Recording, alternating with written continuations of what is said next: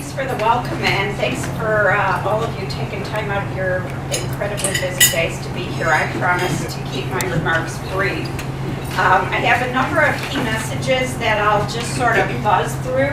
I think some of them will stick on this topic of healthcare and where this concept of the patient-centered medical home fits in and how it affects what we're trying to do in the state in terms of achieving healthcare and health outcomes from a public health perspective, as well as managing costs and the state budget issues. It's all sort of tied together.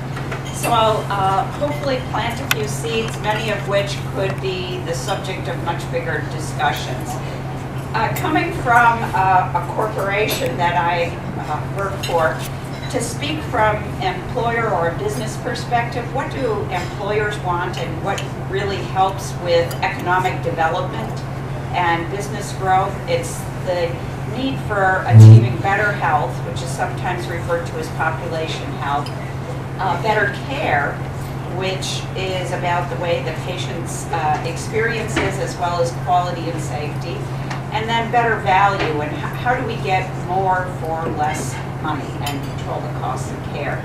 And so we're trying to achieve those things, but there's huge gaps between the status quo and where we want to go. And you might say, well, what's the problem with the cost of care? And you probably hear about this all the time, but in case you haven't seen this 25 or 30 times already, the cost of health care continues to go up, and it continues to consume every year a greater percentage of the gross domestic product and the total federal budget as well as state budgets. State budgets today, I believe on average, about 40% of the state budgets are supporting healthcare programs with Medicaid primarily.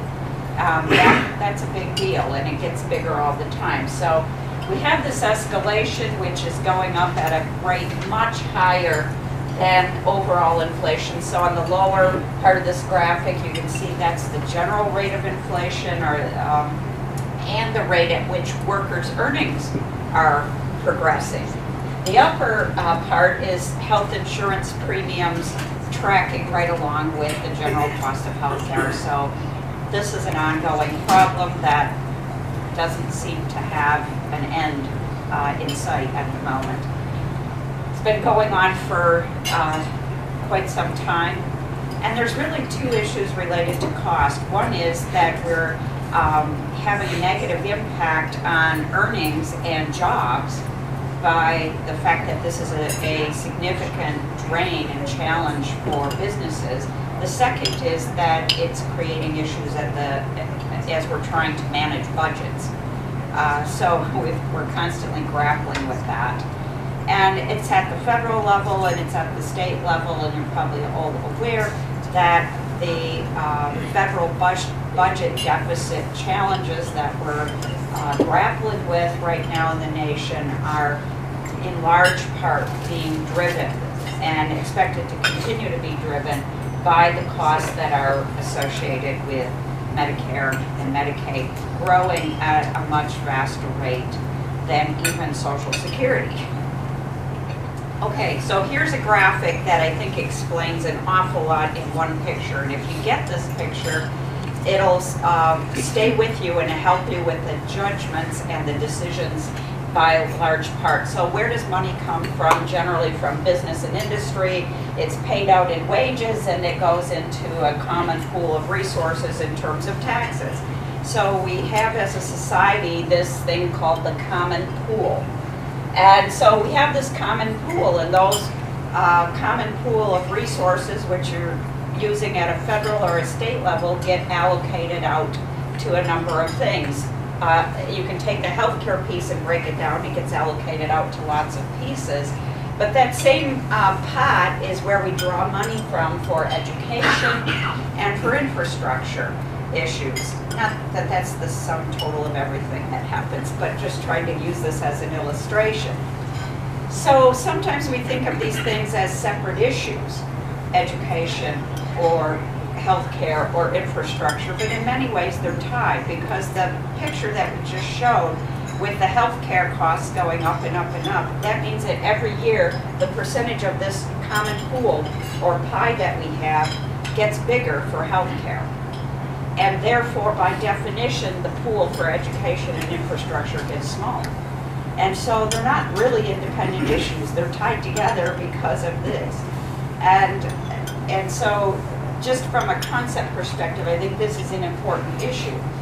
The other interesting thing is if you understand what really drives health, education or socioeconomic status is a key driver of health. So we're eroding our capacity to really make an impact on health by diminishing education and some of those other social services. Common term for this is like social capital erosion. So we've got this interesting cycle going on which undermines our ability to achieve health outcomes from a public health perspective. These reports come out with great regularity, chronicling the amount of waste in the system. So if we could just even address the waste, we would be in a far better place, and without having a negative impact on anyone's actual health. So that's what I see as the issue with cost. One of the three things that employers are caring about. If we look at what's the issue with health, we've got, despite all the money we're spending, we are, at the same time those costs are going up and up, the health outcomes in general are diminishing. So this is a epidemic picture of what's happened in our lifetime in terms of obesity and diabetes just since 1994 to 2009, and that never before have we seen such an experience in our population in such a short time. And our health outcomes on a broad set of metrics, not just these two from developed countries, illustrate that we're doing rather poorly compared to other industrialized countries on quite a broad range of health outcomes. The Trust for America's Health most recent report in September shows that if obesity rates continue on those current trajectories, that by 2030, 13 states could have adult obesity rates higher than 60%. And the medical costs associated with treating that are going to be a multiplier on the cost problem that I just illustrated. So we've got a health issue and we've got a cost issue. And I mentioned there's a concern about care and why do we care about this patient experience or the safety and quality issues. We know that one of the, within the top 10, imagine this, that medical errors in the hospital are one of the top 10 causes of death.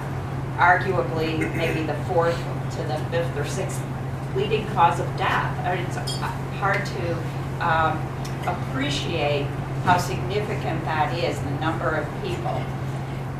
And even those people who don't die from mistakes in the healthcare system, there's hundreds of thousands that are having an adverse health impact less than death. So this is a very significant issue.